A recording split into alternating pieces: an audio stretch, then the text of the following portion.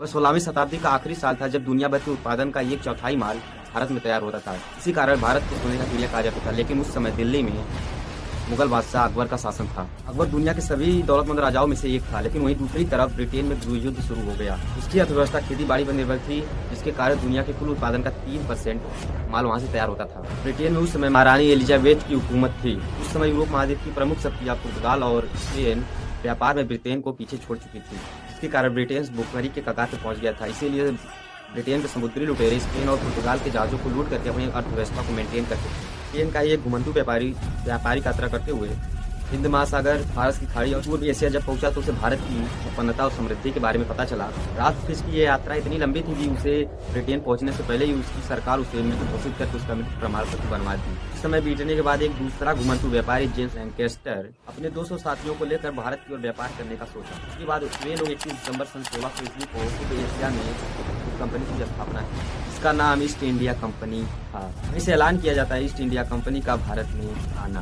अगस्त 1608 में captain William Hawkins ने सूरत बंदरगाह पर अपने हेक्टर का लंगर गाड़कर ईस्ट इंडिया कंपनी का आने का ऐलान किया। तब किसी ने अनुमान नहीं लगाया होगा कि ये कंपनी अपने से 20 गुना बड़ा देश और दुनिया के सबसे बड़े देश भारत पर राज करने वाली है। ये कंपनी जैसे ही भारत में कदम रखी तैसे ही अकबर की मृत्यु हो जाती है।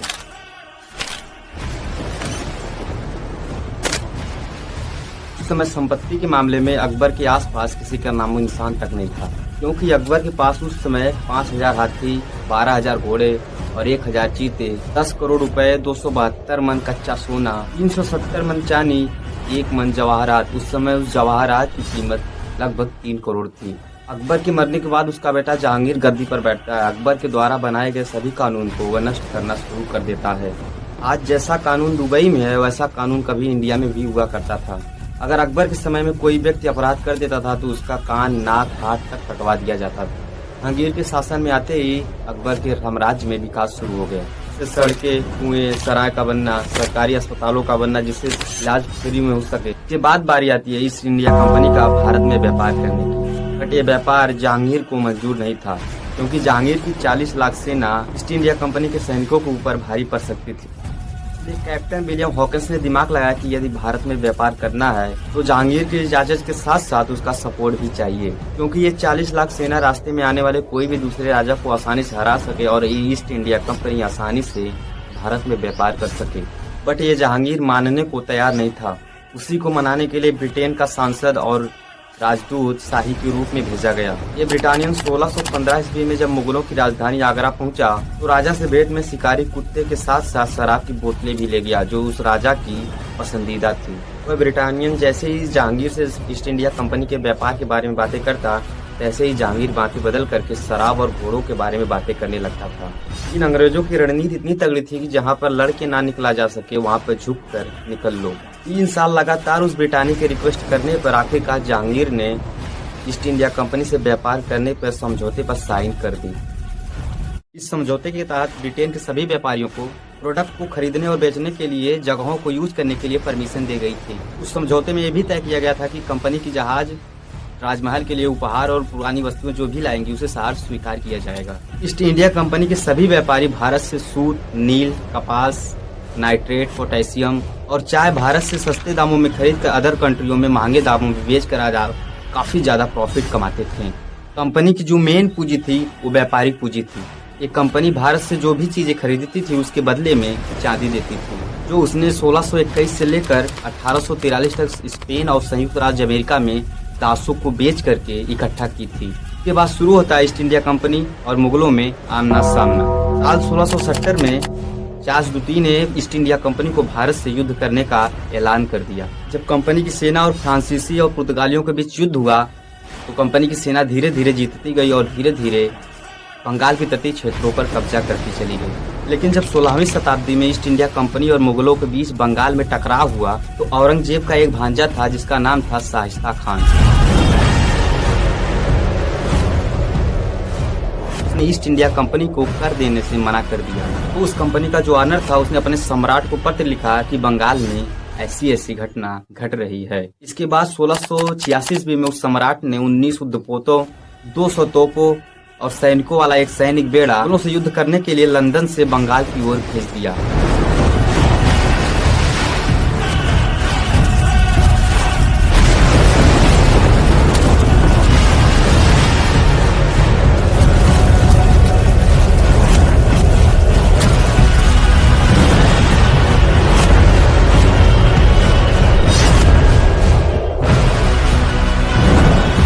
कहावत है कि आप शेर तो हम सवा शेर।